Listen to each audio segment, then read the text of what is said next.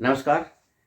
Class 10th के बच्चों के लिए तीसरे चैप्टर की हम बात कर रहे हैं आज, pair of linear equation in two variables, यानी कि दो चर वाले रैखिक समीकरण। देखिए, इस चैप्टर में अगर आपने ये टेबल की जो 3 कंडीशन है ना, वो अगर ध्यान से याद कर ली तो समझ लीजिए आधा चैप्टर हो गया आपका, और अभी का अभी हो जाएगा। मुश्किल से 2-3 मिनट के अंदर मैं खत्म कर दूंगा, लेकिन बस शर्त यही है कि आप ध्यान से देखिए, कॉपी में नोट कीजिए, और हाँ, बाकी काम तो फिर कैलकुलेशन का है, तो पूरा चैप्टर आपको बड़े आराम से हो जाएगा। देखिए क्या क्या कंडीशन है हमारे पास।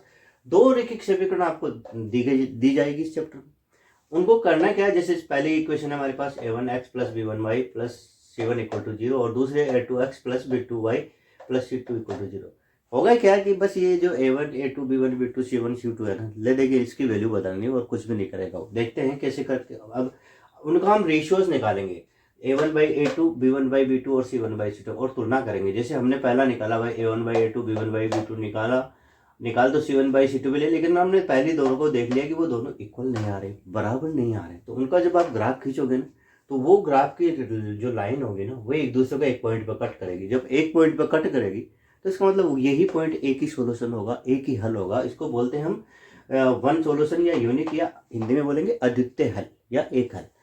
बात करते हैं हम, तीनों अगर बराबर आ गए, a1 by a2 b1 by b2 और c1 बाई c2, तीनों अगर बराबर आ गए ना, तो ये कहलाती है कोइंसिडेंट लाइन, यानी संपत्ति रेखा। यानी इनकी जब लाइन खींचोगे ना, तो एक के ऊपर एक आएगी, ठीक है। और जब इतने पॉइंट कॉमन होंगे कि गिन नहीं सकते आप, जब नहीं गिन सकते तो क्या बोलेंगे इनको बोलेंगे हम इनफाइनाइट सॉल्यूशंस, यानी अनंत हल। और रेखाएं क्या कहलाएगी? संपाती रेखाएं कहलाएगी। और अगर आपने देखा कि a1 बाई a2 निकाला, b1 बाई b2, ये दो तो बराबर आ गए, लेकिन तीसरा c1 बाई c2 अगर इक्वल नहीं आ रहा है, तो क्या करना है भैया? ये तो कुछ नहीं होना है, ये समांतर रेखाएं हैं भाई, कभी कट करेगी नहीं। जैसे एक ट्रेन की दो पटरियां होती है ना, वो आपस में कभी क्रॉस नहीं करते, इसी प्रकार ये दोनों कभी काटेंगे नहीं। जब काटेंगे नहीं, कहीं कटेगी नहीं, तो कोई हल भी नहीं होगा, कॉमन पॉइंट है ही नहीं। इसीलिए इसको बोलेंगे नो सॉल्यूशंस, और ये पैरेलल लाइंस कहलाएगी।